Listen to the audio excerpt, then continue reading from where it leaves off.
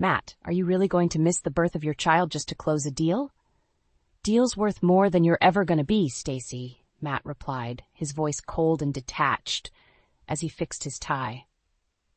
I stared at him, a lump forming in my throat. How did we get to this point? At 36 weeks pregnant and on maternity leave, I had slowly become accustomed to Matt's increasing absence. His real estate career consumed him, leaving little room for our marriage. Before my pregnancy, I was a dedicated marketing executive. Now, my days were filled with preparing for our baby boy, while Matt's days were filled with contracts and property viewings. Angie, my best friend since college, had been an incredible support. Stacy, you need to stop worrying about Matt and focus on yourself and the baby, she often said, her voice firm but kind. Easy for you to say, I replied once, tears pooling in my eyes. You're not married to a ghost. Angie squeezed my hand. You deserve better. Remember that. My parents, Lydia and Fred, lived nearby and were another source of steadiness in this storm. Dad helped set up the nursery, while Mom fussed over me, making sure I ate well and rested. Stacy, darling, you need to take it easy, Mom reminded me as she set a plate of food in front of me. Stress isn't good for the baby. Thanks, Mom. I forced a smile, eyes darting to my phone, hoping irrationally for a message from Matt. But there was nothing. Days turned into nights, and Matt's empty promises became a grim routine. He'd drag himself home late, reeking of deals and desperation. Busy night? I asked one evening when he finally stumbled in. Don't start, Stacy. I closed a huge deal today, he snapped, barely glancing at me. The tension grew, but I clung to hope that the birth of our child would bring him back to us. One late afternoon, while resting on the couch, the door clicked open. Hey, Matt, I began, only for my words to trail off as Angie walked in. Matt's not here? I shook my head. Out with clients again. She sighed deeply. Come on, let's get you out for a walk. Clear your head. We strolled slowly down our tree-lined street, Angie chatting about her latest project at work. The normalcy of it was a balm, if only temporary. Back home, I shuffled through the nursery, adjusting tiny socks and folding baby clothes. The car arrived, signaling Matt's return. Matt, can we talk? I began quietly. Not now, Stacy, he murmured, eyes glued to his phone. I bit my lip, fighting the urge to scream. How long could this continue? I placed a hand on my belly, feeling a tiny kick. Soon, I reminded myself. As the days passed, one question haunted me. Could Matt be the father our son needed? Mom, what am I going to do? I found myself asking during another quiet dinner. One step at a time, Stacy, she replied gently. We'll be here for you, no matter what. Matt's phone buzzed with another urgent message, and he picked up without hesitation. I glanced at him, heart heavy. The baby kicked again, a fierce reminder of the life about to change. Matt, I tried again, voice trembling, please be here when I need you, when our son needs you. He looked up briefly, a flicker of something in his eyes before it vanished. I'll do my best, Stacy. But his best, I feared, wouldn't be enough. The pain hit suddenly, sharp and twisting. I doubled over, gripping the kitchen counter. Mom, I cried out, struggling to catch my breath. My phone buzzed incessantly with texts from Matt. Without even looking, I knew he wasn't coming. Stacy, what's wrong? Mom rushed in, panic in her eyes. I think it's time, I panted. Mom grabbed the hospital bag, guiding me to the car as Dad fired up the engine. Hang in there, sweetie. We're almost there, Dad reassured me. We made it to the hospital, nurses swiftly taking charge. I clutched Mom's hand as we moved down the brightly lit corridors. Call Matt, I gasped between contractions. I've called him 5 times, Mom said, worry etched on her face. He's not answering. Hours felt like days as the contractions grew stronger. The hospital room blurred, white walls closing in. You're doing great, Stacy, Mom cooed, wiping my forehead. With every push, all I could think about was Matt not being here, about him treating our child as less important than his precious deals. I ground my teeth, focusing on the baby's need to come out healthy. Finally, after what felt like an eternity, a wail filled the room. My son, my beautiful Nathan. He's perfect, Stacy, Mom said, tears streaming down her face as she handed him to me. I gazed at Nathan, emotions flooding me. The joy of holding him battled with the heartbreak of Matt's absence. As Nathan nestled in my arms, I forced myself to focus on his tiny face, his small breath against my skin. Meeting ran late. I'll come by later. Matt's text felt like a slap. I stared at his words, a cold anger growing inside me. Meeting ran late. Nothing about the birth of his son, just empty words delaying his inevitable absence. "Mom, he'll never change, will he?" I whispered, more to myself than to her. "One step at a time, honey," Mom replied, her voice breaking. Hours drifted by and Nathan fell asleep. Exhaustion took over and I dozed off with a tight grip on his little hand. I awoke to the shuffle of footsteps and the faint beep of machines, but no sign of Matt. Angie appeared, relief on her face. "How are you holding up, new mama? Look at him, Angie," I said, my voice fragile. "He's so beautiful." Angie leaned in to see Nathan, her expression softening. "He's perfect, Stacy. I'm sorry Matt's not here. You deserved better." Angie's words mirrored my own thoughts. Could I keep on hoping when it was clear Matt was never going to come through for us? Evening came, still no Matt. Nurses looked at me with kind pity, as did other new mothers with their partners by their sides. "Stacy, it's been a long day," Mom said gently. "Rest up. We'll take care of things." Nodding, I lay back, Nathan sleeping in his crib beside me.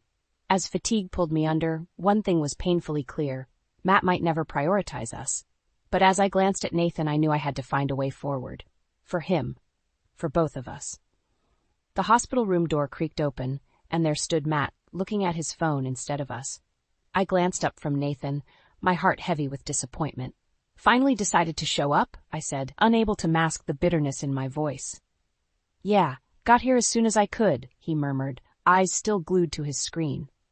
"You missed our son's birth, Matt," I said softly, anger simmering just beneath the surface. He looked up briefly, barely glancing at Nathan before his gaze shifted back to his phone.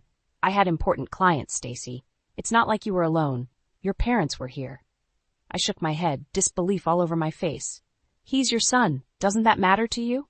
Matt sighed, slipping his phone into his pocket and finally stepping closer. He peered at Nathan, then back at me. "I'm here now, aren't I?" I didn't have the energy to argue. "Just hold him," I said, handing Nathan over. Matt held Nathan awkwardly, like he was a foreign object. His disconnect was palpable. "We need to talk, Matt," I began, watching him closely. "About us. About what's been happening." "Now? In the hospital?" He scoffed, eyebrow raised. "Yes, now. This can't wait," I insisted. "Our family can't wait." He handed Nathan back, turning towards the window. "What do you want me to say, Stacy? I'm trying to provide for us, to give us a good life." "A good life?" I echoed, incredulous. "A good life where you're never home? Where you miss the birth of your own child because of a meeting?" "You knew what you were marrying into," he snapped, finally locking eyes with me. "I told you my career was demanding." "But I didn't sign up for this neglect," I countered, keeping my voice steady. "You were different before. Where did that man go? People change, Stacy. This is who I am now. Deal with it." Tears burned at the edges of my eyes, but I refused to let them fall. "What about Nathan? What kind of father will you be to him?" "I'll provide for him. Isn't that what matters?" he said coldly. Mom re-entered the room, sensing the tension. "Everything okay here?" "Fine, Mom," I replied, forcing a smile. "Just talking." Matt pulled out his phone again, an unmistakable signal that the conversation was over for him. "I have to head back to the office. I'll check in later." And just like that, he was gone. A few days later, I was discharged. As we arrived home, Matt was nowhere to be found. Instead, my parents were there, ready to help with Nathan's adjustment. "Welcome home," they exclaimed, bringing a small moment of joy. They helped me inside, talking about the future, but my mind kept drifting back to Matt's coldness. Flashbacks of our happy days taunted me, shared breakfasts, silly arguments over movies, and plans for a future that now seemed impossible. As I settled Nathan into his crib, I whispered, "We'll be okay, little one. I promise." Then, in a burst of determination, I pulled out my laptop and started searching. For answers, for help, for a way forward. Matt's neglect and ambition had pushed me to the edge, but for Nathan's sake, I would fight. He deserved better than this. We both did. Dad offered a comforting hug. "We're here for you, Stacy, whatever you need." I nodded, with tears finally spilling over. "Thank you, Dad. I'm going to need all the help I can get." I settled Nathan into his crib and stepped into the living room, where Matt sat with his laptop, typing away. The tension was thick as I took a deep breath. "Matt, we need to talk about our finances," I said, trying to keep my voice steady. He glanced up briefly, a hint of annoyance on his face. "What about them?" "How much have you spent on the condo?" I asked, my palms sweaty. It's an investment, Stacy, he replied dismissively, eyes drifting back to his screen. It'll pay off. An investment with our savings? I pressed, voice rising despite my effort to stay calm. And loans? He looked up again, irritation clear. You don't understand how business works. I understand that you're risking our future for it, I stated, struggling to keep my composure. Matt finally closed his laptop, glaring at me. This is about providing for our family and making sure we have the best. Or is it about impressing your father? I shot back, the words out before I could stop them. His eyes narrowed dangerously. Don't bring my father into this. He's already in it, Matt. You're trying to impress him at our expense, I accused, the pieces falling into place. Just then, the front door opened and Greg walked in. He raised an eyebrow at the tension. Am I interrupting something? No, Greg, just catching up on business, Matt said, his demeanor suddenly cooler. Greg smirked, nodding toward me. Stacy, you good? I nodded, taking a deep breath. Yeah, I'm fine. After an awkward pause, Greg turned to Matt. Did you tell her about the plan with the inheritance? I froze, eyes wide. What plan? Matt's face turned beet red. Greg, that's none of her concern. Greg shrugged. She's your wife, she should know. What plan, Matt? I demanded, stepping closer. Matt's jaw tightened. It's nothing, just a way to secure our family's future. He's using Nathan to gain favor with Daddy, Greg interjected, ignoring Matt's glare. Hoping a grandkid in his corner seals the deal. Is that true, Matt? I asked, my voice trembling with anger. Matt remained silent, his expression a cold mask. That silence said more than words ever could. I turned to Greg. Do you know how much debt Matt's gotten us into? Greg frowned. I didn't know the extent, but I figured it was bad. It's worse than you think, I murmured, feeling the weight of our situation. Good to know where your priorities are, Matt, Greg said disdainfully. I always knew you were a piece of work, but this? Using your kid? Matt snapped. Mind your own business, Greg. Greg shrugged, just looking out for Stacy and Nathan here. Unlike some people. Exhausted and overwhelmed, I turned to Matt. We're done, Matt. I can't do this anymore. Stacy, don't be dramatic, he scoffed. We're just going through a rough patch. I shook my head, tears streaming down my face. This isn't a rough patch. It's our life, and you've ruined it.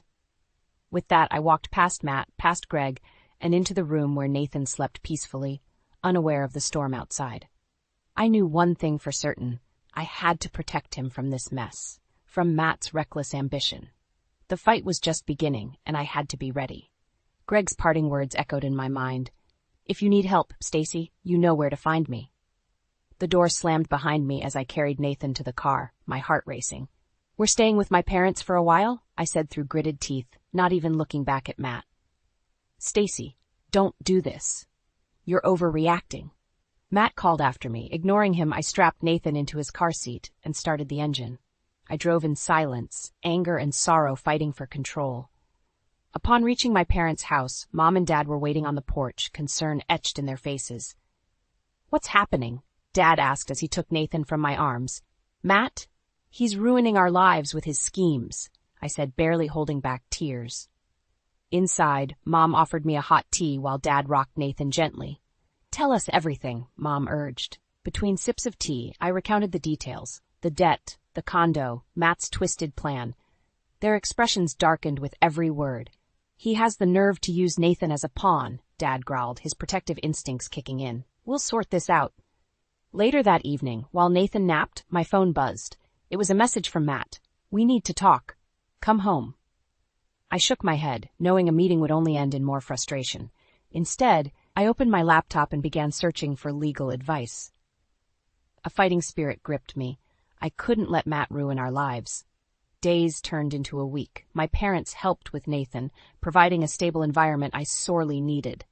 Meanwhile, I met with several lawyers, finally retaining a fierce one who assured me I'd have a fighting chance. A knock on my parents' door startled me one evening. I opened it to find Matt standing there, an unfamiliar coldness in his eyes. Stacy, enough of this game. Come home, he demanded. This isn't a game, Matt. You've jeopardized our future, I replied, standing firm. You're making a big mistake, he sneered. Make this easy and come back. I crossed my arms, blocking the door. I won't let you drag Nathan and me down with you. Fine, he spat, tossing an envelope at me. Divorce papers. You're holding me back anyway. I stared at the envelope, shock rendering me speechless. Matt turned and walked away without another word.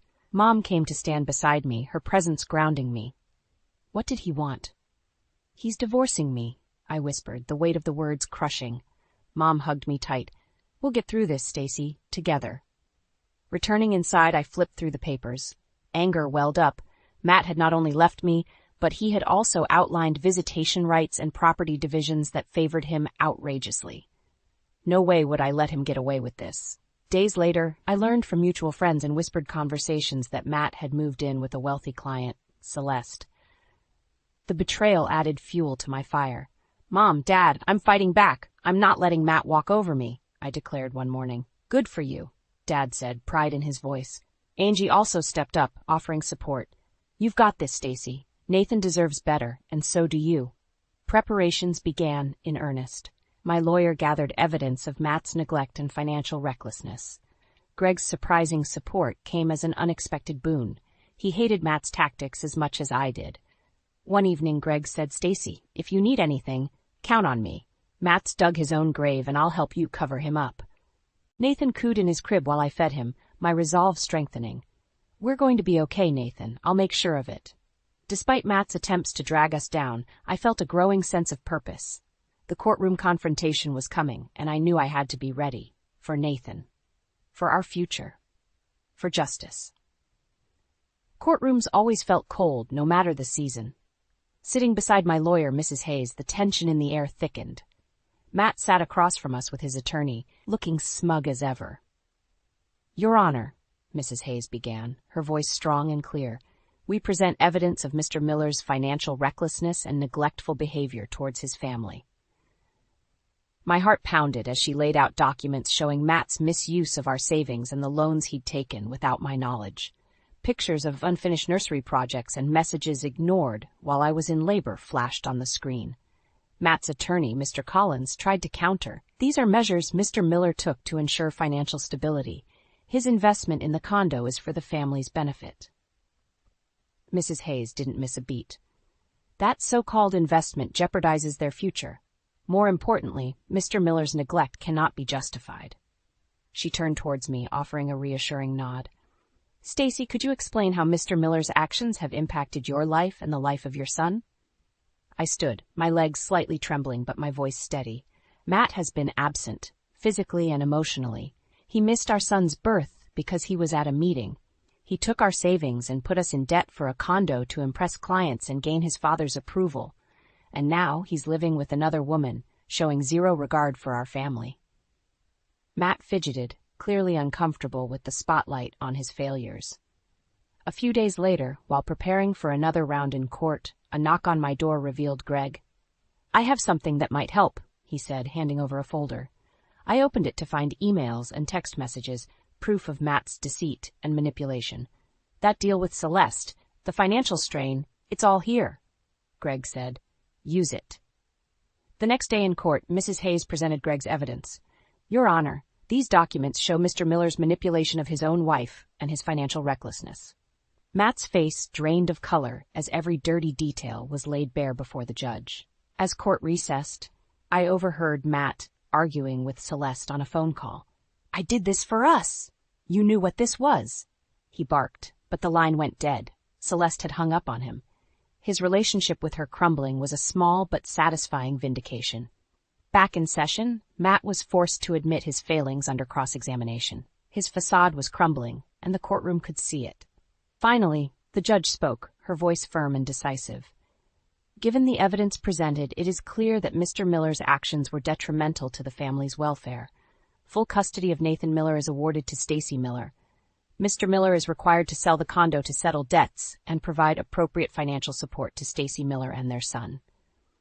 A weight lifted off my shoulders. Relief washed over me as I hugged Mrs. Hayes, tears of gratitude streaming down my face. Matt looked utterly defeated, his once certain arrogance replaced by a grim realization of his downfall. Walking out of the courtroom, I felt a new strength within me. I clutched Nathan close, knowing the fight had been worth it. Stacy, you did it, Mom said, embracing me outside the courthouse. We did it, I corrected, looking at my family and friends who stood by me. Greg approached with a small smile. Told you could count on me. Thank you, Greg, I said sincerely. As the crowd thinned, Angie squeezed my hand. What's next, Stacy? I looked at Nathan, then back at her. We start fresh, build a new life, one step at a time. We walked away from the courthouse, the future suddenly filled with possibilities. For Nathan. For me. For a new beginning without Matt's shadow looming over us. It was time to rebuild, stronger and wiser, ready to face whatever came next. Sitting in the courtroom once more was nerve-wracking, but I held my head high. This was the final showdown. Matt sat across from me, eyes cold and resentful. His facade of control was slipping, and everyone could see it. The judge's gavel came down, calling the court to order. Mrs. Hayes stood up, ready for battle. Your Honor, today we present further evidence showing Mr. Miller's ongoing neglect and financial irresponsibility. She displayed bank statements and documents highlighting the depths of Matt's financial mess. Each piece of evidence painted a damning picture of his recklessness. Matt's lawyer, Mr. Collins, tried to object. Your Honor, these were extreme measures taken to secure a better future for the family. The judge silenced him with a raised hand. Continue, Mrs. Hayes. She nodded and gestured toward Greg, who took the stand. Greg Miller, could you tell the court what you know about your brother's actions? Greg cleared his throat. Matt was always trying to impress our father. He used Stacy and Nathan to get ahead, using family money recklessly. He even tried manipulating Celeste, but that backfired. I watched Matt squirm, trying to maintain his composure, but failing. Mrs. Hayes pressed on. And what did you do when you discovered this? I gave Stacy the evidence to show how deceitful and irresponsible Matt has been, Greg answered. Matt shot Greg a venomous look. You've always been jealous. This is all about making me look bad. Greg's face remained impassive. No, Matt. This is about doing what's right. The judge leaned forward, her expression stern. Mr. Naff Miller, it's evident from the testimonies and evidence that your actions have been detrimental to your family. Stacy has shown great resilience, and it's clear she prioritizes Nathan's well-being.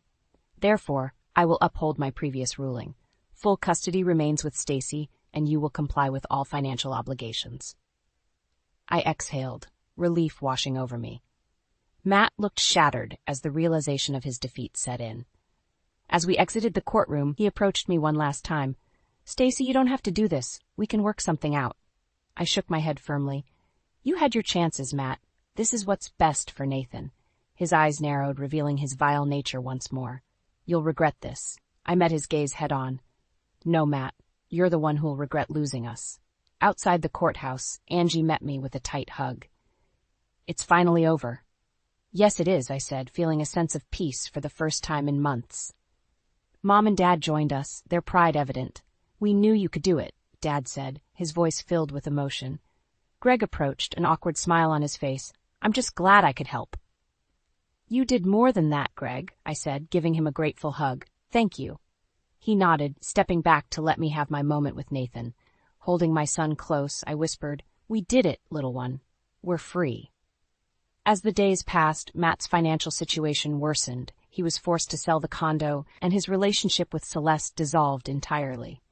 His professional reputation crumbled, and he was left grappling with the mess he'd created. Meanwhile, I focused on the future. With the legal battles behind us, I began to rebuild our lives. I returned to work in marketing, finding joy in my career once more. Nathan thrived in the loving environment my parents, friends, and I provided. One night, as Nathan slept peacefully, I glanced around our cozy home, feeling a wave of gratitude. The journey had been rough, but we emerged stronger. Karma had served its due course, and now it was time to embrace the new horizons ahead. I promised myself and Nathan that we'd face whatever came next with courage, resilience, and hope. The storm had passed, and we were ready to bask in the sunlight of new beginnings. Balancing work and motherhood proved challenging, yet rewarding. Every morning started with Nathan's cheerful giggles, a sound that fueled my day. I'd drop him off at Mom and Dad's, knowing he was in good hands, before heading to the office. Morning, Stacy, Angie said, greeting me with a warm smile as I walked in. Morning. Ready for the big presentation? I asked, feeling the familiar rush of excitement. Absolutely. Let's knock it out of the park, she replied, sharing my enthusiasm. Work offered a much-needed sense of normalcy and purpose. I threw myself into projects determined to showcase my skills and rebuild my career. My team rallied around me, respecting the balance I struck between being a professional and a mother. Back at home, evenings were filled with laughter and warmth. Nathan took his first steps, and I celebrated every milestone with my parents. Life started feeling like a new kind of normal. One evening, while feeding Nathan, my phone buzzed. A text from Greg. "Can we meet? Need to discuss something important." Curious but cautious, I agreed. We met at a local cafe where Greg's expression was serious. "Stacy, there's something you need to know," he began, his tone grave. "Matt's been trying to undermine you at the office, spreading lies to our father, hoping to turn him against you." My heart clenched. "Why won't he just leave us alone?" "Because he can't stand losing," Greg replied. "But listen, I've got an idea. There's still money involved from Dad's business, and I want to make sure Matt doesn't get his hands on it." I nodded, desperate to protect Nathan's future. "What do you need from me?" "Just your support. Together, we can redirect Dad's investments to benefit Nathan." "It's what he would have wanted," Greg explained. "It was risky, but I trusted Greg. All right, let's do this." Over the next few weeks, Greg and I worked tirelessly to secure the investments. We presented our case to his father, backed by evidence of Matt's manipulations. The old man listened, eventually agreeing to our plan. Matt's downfall continued. His schemes backfired, and he was left to grapple with the repercussions. Meanwhile, Greg and I ensured that Nathan's future was secure. One day, while playing with Nathan at the park, I felt a deep sense of peace. Angie joined us, watching Nathan toddle around with a grin on her face. "How's it feel to finally have everything sorted?" she asked. "Honestly, it's freeing," I responded, watching my son's joyful expression. "I didn't think we'd get here." Angie patted my shoulder. "You're stronger than you ever knew." As the days passed, Matt's presence in our lives faded. He struggled to find stability, his once promising career in shambles. Karma had come full circle, and he was forced to face the consequences of his actions. Meanwhile, I thrived. My career flourished, and Nathan grew up in a loving, supportive environment. We weren't just surviving, we were thriving, building a future full of hope and promise. In a final gesture of gratitude, I decided to help Greg. His loyalty and support had been invaluable. Redirecting some of the investments to aid his startup, I ensured that Matt's former schemes benefited someone who truly deserved it. One evening, as the sun set, I sat on the porch with Nathan in my lap, feeling a deep sense of contentment. I had fought hard, and it had paid off. The future looked bright, and I was ready for whatever came next. Looking at the horizon, I whispered, "We've come a long way, little one. This is just the beginning." Nathan giggled, and I smiled, filled with hope and confidence. We were ready to embrace our new horizons together, stronger than ever.